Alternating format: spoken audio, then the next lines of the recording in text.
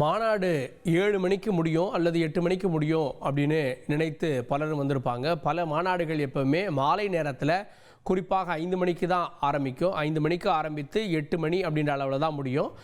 தொண்டர்களை பொறுத்த வரைக்கும் இரவு முழுவதும் பயணமாவார்கள். ஆனால் இந்த மாநாடு ஏற்கனவே காலையில் 5:30 மணிக்கே தொண்டர்கள் உள்ளே வர தொடங்கிவிட்டார்கள். இதனால் நேரம் செல்ல செல்ல வெயிலில் பலரும் 270 பேர் மயக்கமடைந்திருக்காங்க. 50க்கும் மேற்பட்டோர் மருத்துவமனைக்கு ஆம்புலன்ஸில் அழைத்து செல்லப்பட்டதால் முன்கூட்டியே தொடங்கி மற்ற பேச்சுக்கள்லாம் சுருக்கப்பட்டு தாவேகா தலைவர் விஜயனுடைய பேச்சுக்கள் மிக முக்கியமாக இடம்பெற்று இந்த மாநாடு 6 மணிக்கு நிறைவடைந்திருக்கிறது அப்படின்றத பார்க்கிறோம். இதன் காரணமாக அனைவருமே வெளிச்சத்தோடையே கிளம்பக்கூடிய காட்சிகளை நம்ம பார்க்கிறோம். ஆனாலும் ஒரே நேரத்தில் அனைவரும் வெளியேறுவதால் அந்த பகுதியில் பெருமளவில் போக்குவரத்து நெரிசல் ஏற்பட்டிருக்கு.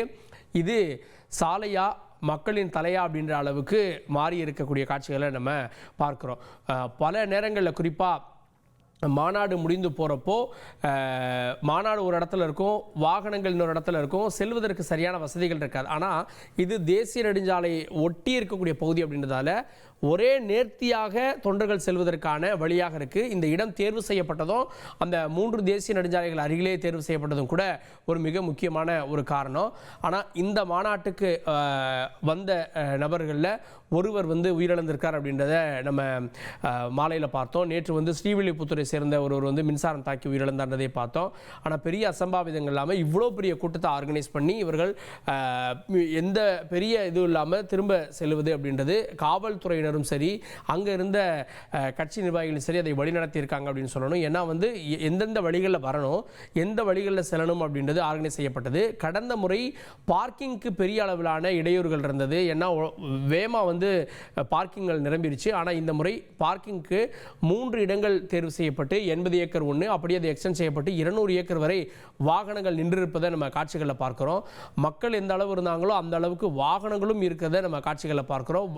கிட்டத்தட்ட 800 ஏக்கர் அளவுக்கு இந்த மாநாடும் இதை சார்ந்த பணியும் நடந்திருக்கிறது. அதனுடைய ட்ரோன் காட்சிகள் தான் இது. இந்த மாநாட்டில் விஜயுடைய பேச்சு பல அம்சங்களை குறிப்பிட்டிருக்கிறது. பாஜகவை கொள்கை எதிரி, திமுகவை அரசியல் எதிரின்றதை தாண்டி அதிமுகவை நோக்கிய அவருடைய 2 விதமான பார்வை. ஒன்று நேரடியாக எதிர்ப்பது, இன்னொன்று அதிமுக வாக்காளர்களை கவர்வது. அதிமுக வாக்காளர்களை கவர்வதுன்றது இந்த மாநாட்டுக்கு வரக்கூடியவங்களே எம்ஜிஆர் மற்றும் அண்ணாவுடைய படங்களை பார்த்துட்டு தான் உள்ளே வர முடியும். 67-77 பாணியில் இந்த தேர்தல் 26 அப்படின்னு அவர் குறிப்பிட்டது. அடுத்தது எம்ஜிஆர் அவர்கள் ஒரு மகாசக்தி, அவர் இருக்கும் வரை திமுகவால் ஆட்சிக்கு வர முடியலை. அன்றைய திமுக என்ன சொன்னது அப்படின்னு விஜய் குறிப்பிட்டார். எம்ஜிஆர் அவர்கள் உயிரோடு வந்தால் நண்பருக்கு நான் முதலமைச்சர் பதவியை விட்டு கொடுத்துறேன் அப்படின்னு அவர்கள் கேட்கக்கூடிய நிலைமையில் அந்த தேர்தல் இருந்தது அப்படின்னு குறிப்பிட்டார். ஆனால் அப்பேற்பட்ட எம்ஜிஆர் தொடங்கிய கட்சி இன்னைக்கு எந்த நிலைமையில் இருக்குது அப்படின்னு அந்த கட்சியினுடைய நிலையை பற்றி சொல்கிறாரு. ஆனால் அந்த தொண்டர்களை பூஸ்ட் பண்ணுற மாதிரி அவர்களுக்கு நல்ல முடிவெடுக்க தெரியும், அவர்கள் அதிருப்தியில் இருக்காங்க, பொருந்தா கூட்டணியில் இருக்காங்க அப்படின்னு சொல்லி அந்த தொண்டர்களை தன்வசப்படுத்த நினைக்கிறாரா அப்படின்ற ஒரு கேள்வி இருக்கு. ஆனால் அதிமுக தலைவர்களை நேரடியாக அவர் விமர்சிக்கல அப்படின்றது குறிப்பிடத்தக்கது. முதலமைச்சரை நேரடியாக விமர்சிக்கிறார், பாஜகவை பிரதமர் பேரை சொல்லியே விமர்சிக்கிறாரு, முதலமைச்சரை பேரை சொல்லியே விமர்சிக்கிறாரு, அதிமுகவை பேரை சொல்லலை ஆனால் விமர்சிக்கிறாரு. அதிமுக தொண்டர்களை நோக்கி ஒரு சாஃப்ட் கார்னர் வைக்கிறார். அதிமுக தொண்டர்களை தன் பக்கம் ஈர்க்கக்கூடிய ஒரு பணியா, ஒரு பாணியா அப்படின்ற கேள்வி இருக்கு. இன்னொன்று பாஜகவோட கூட்டணி அப்படின்றத பாஜகவோட கள்ள கூட்டணி அப்படின்னு திமுகவை கடந்த முறை சொன்னவர் இந்த முறை அடிமை கூட்டணி அப்படின்லாம் விமர்சிக்கிறாரு. ஸோ இதெல்லாம் யாரை குறிப்பிட்டு பாஜகவோடு யார் கூட்டணியில் இருக்காங்க அப்படின்னா அது அதிமுகவை நோக்கி இந்த மாதிரியான அடுத்த நிலை தாக்குதலை தொடங்கி இருக்கிறாரா, பேர் சொல்லாமல் விமர்சித்தாலும் அது அதிமுகவை நோக்கிய விமர்சனமா அப்படின்ற கேள்விகளும் வந்திருக்கிறது.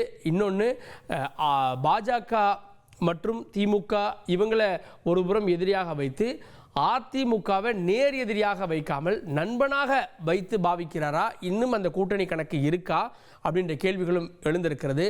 விஜயகாந்த் அவர்களை பற்றி விஜய் அவர்களுடைய பேச்சு, குறிப்பாக இந்த மாநாட்டில் பலரும் சொன்னது நாம் விஜயகாந்தை மிஸ் பண்ணிட்டோம், விஜயை மிஸ் பண்ணிடக்கூடாது அப்படின்னு வந்திருந்த அந்த தொண்டர்கள் சொன்னது. விஜயனுடைய ஸ்பீச்சிலே விஜயகாந்த் எப்படி என்ன அழைப்பார் அப்படின்னு சொன்னது, அவருடைய நினைவுகளை பகிர்ந்தது அப்படின்றதெல்லாம் விஜயகாந்த் அவர்களுக்கு இருந்த அந்த மாஸ் அதே போல விஜய்க்கு இருக்கிறது. இதை ஓட்டாக அரசியல் ரீதியாக பலன் தரக்கூடிய ஆயுதமாக மாற்ற முயற்சிக்கிறாரா அப்படின்ற கேள்வியும் கூட ஏற்பட்டிருக்கிறது.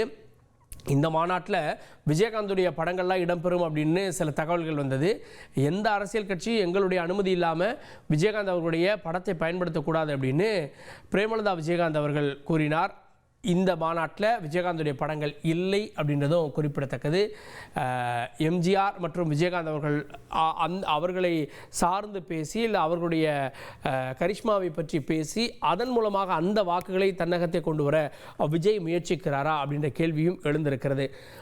ஒரே அணி, அதாவது திமுகவை எதிர்த்து ஒரே போட்டியாளர் தாவேகா அப்படின்ற அந்த நேரேட்டிவ் விஜய் உருவாக்குறாரு. ஆனால் அது எந்த அளவுக்கு கை கொடுக்கும்? ஏன்னா அங்கே பாஜக அதிமுக இருக்குது. ஏற்கனவே தாவேகாவை மிக கடுமையாக விமர்சித்து வருகிறார் நாம் தமிழர் கட்சியுடைய ஒருங்கிணைப்பாளர் சீமான். ஸோ அப்போ அவங்களெல்லாம் அவர் களத்தில் சேர்த்து கொள்ளலையா அப்படின்ற கேள்வியும் அரசியல் அரங்கத்தில் அரசியல் கேள்விகளாக அடுத்தடுத்த நாட்களை நோக்கி நகர்த்தி கொண்டிருக்கிறது.